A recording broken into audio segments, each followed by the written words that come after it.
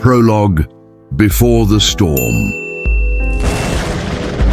Before man walked the earth, before temples rose from stone, and before prayers were ever whispered to the heavens, there was chaos, infinite, swirling, without form or purpose. From this primal void, the first beings were born, not from wombs, but from existence itself, the primordial gods.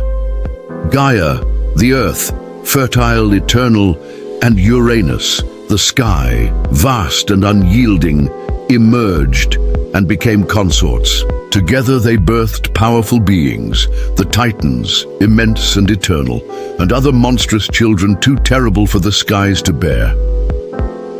But Uranus, fearing his children, imprisoned them in the belly of their mother Gaia, casting them into the depths of the earth. Her cries echoed through the stones, and her pain turned into fury.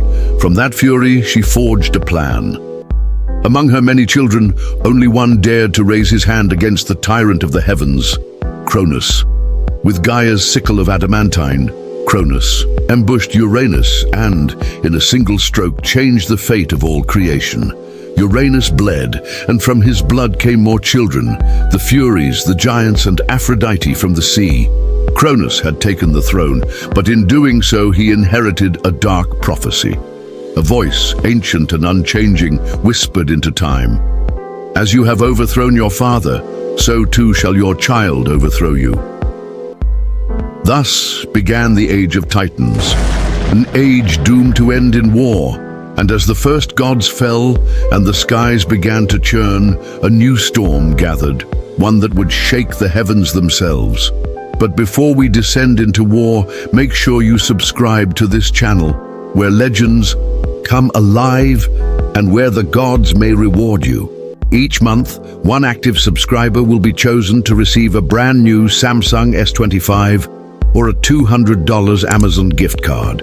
Subscribe, like, and comment, and you may be the chosen one. Now let's dive deep into the history of the Titans. Chapter 1. The Rise of Cronus. Cronus, having dethroned Uranus, took his sister Rhea as queen and ruled the cosmos from the summit of Mount Othrys. The Titans, now gods of the world, ruled the skies, the lands, and the seas. Time moved forward, order emerged, but so did fear. Cronus could not forget the prophecy that one of his children would rise against him. So when Rhea gave birth, Cronus acted swiftly. As each child was born, Hestia, Demeter, Hera, Hades, and Poseidon, Cronus swallowed them whole, casting them into the darkness of his belly, preserving his throne, but staining his soul. Rhea, broken by loss, turned to Gaia for help, and when she became pregnant once more, she carried her final child in secret. In a hidden cave on Crete, surrounded by mountain spirits and guarded by warrior priests known as the Curet, she gave birth to Zeus, the sixth son. A stone, wrapped in swaddling cloth, was given to Cronus in place of the child. Without suspicion, he consumed the stone, believing his line and the threat to his throne ended forever. But Zeus grew in secret, nursing on the milk of the divine. Gotamalthea fed on the honey of sacred bees and trained in war, wisdom, and justice. He was not merely a child, he was a god destined for rebellion.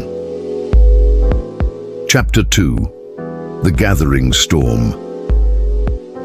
Years passed. Zeus, now grown and brimming with divine power, sought to confront the tyrant who devoured his kin. Guided by cunning and destiny, he approached Cronus disguised as a cupbearer. There, in the halls of Mount Othrys, Zeus poured Cronus a draught prepared by Metis, the goddess of wisdom and deception. The potion worked swiftly. Cronus trembled, and then, violently, he vomited forth the children he had devoured, whole and living. From his body emerged Zeus's siblings, now fully grown and filled with rage: Hestia, Demeter, Hera, Hades, and Poseidon. Together, the six stood, divine and united. The heavens trembled. The Titans, ancient and proud, rose to defend their rule. Cronus summoned his brothers and the old gods to his side: Iapetus, Hyperion, Zeus, Cronus, and the others, each wielding elemental power. And so, war began. Chapter 3. 10 years of war. The war was called the Titanomachy, 10 years of battle between two generations of gods. The Olympians took Mount Olympus as their stronghold. The Titans, entrenched atop Mount Othrys, hurled stone and flame. Earthquakes tore the lands apart. Storms obliterated the skies. Mortals had not yet been created, but the bones of the world bore witness. Day after day, God clashed with God. Zeus hurled lightning from the heavens. Poseidon shattered the earth with tidal waves. Hades wielded death itself, cloaked in shadow. But the Titans endured. They were ancient, born of Gaia herself, and unrelenting. Realizing they needed greater strength, Zeus descended into Tartarus and freed the Cyclopes and the Hecatoncheires, whom Cronus had imprisoned long ago. The Cyclopes, in gratitude, forged weapons of immense power. To Zeus, they gave thunder and lightning, the weapon of kings. To Poseidon, a trident that could shatter the earth. To Hades, a helm of darkness that made him unseen. With these weapons, the Olympians struck back harder than ever. The war reached its climax. Olympus roared.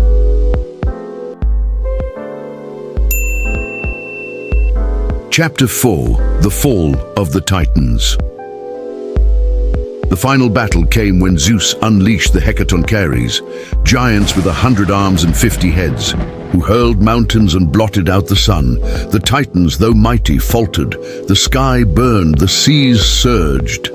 Gaia herself wept as her children were torn asunder. Zeus struck Cronus with a bolt that split the heavens. Poseidon cracked the very sea beneath Othrys.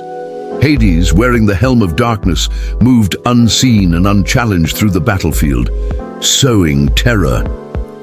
One by one, the Titans fell, and those who did not fall fled, vanishing into the forgotten corners of the cosmos. Cronus, bound in divine chains, was cast into the pit of Tartarus.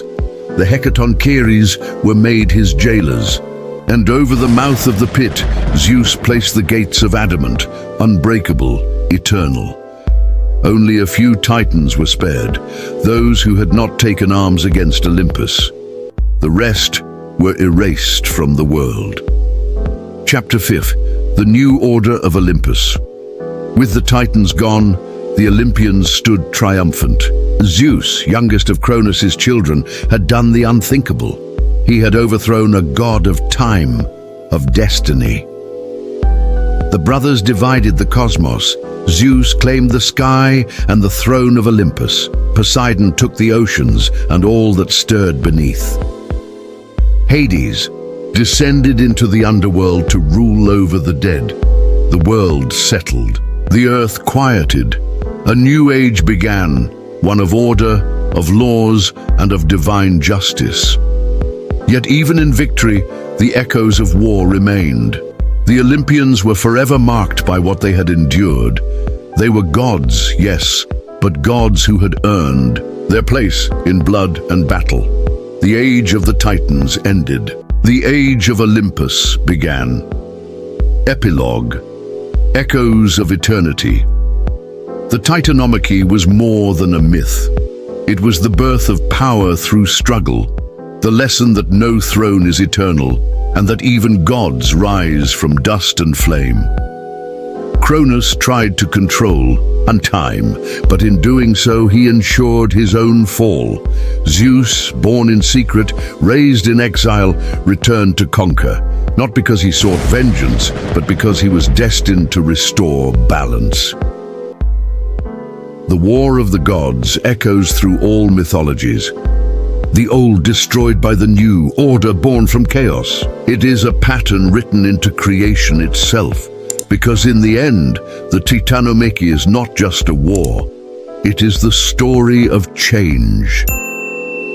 And so the tale endures, of titans who fell, of gods who rose, and of a war that shook the very bones of the world.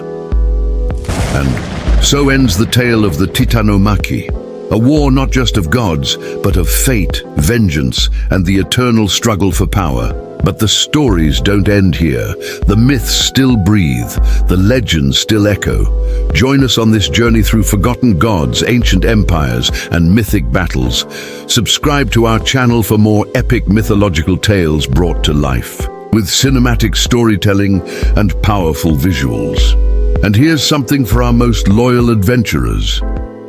At the end of every month, one active subscriber will be chosen to win a brand new Samsung S25 or a $200 Amazon gift card. All you have to do is subscribe, like, and drop a comment on your favorite myth video. The gods may not favor all, but one of you will be chosen. Will it be you?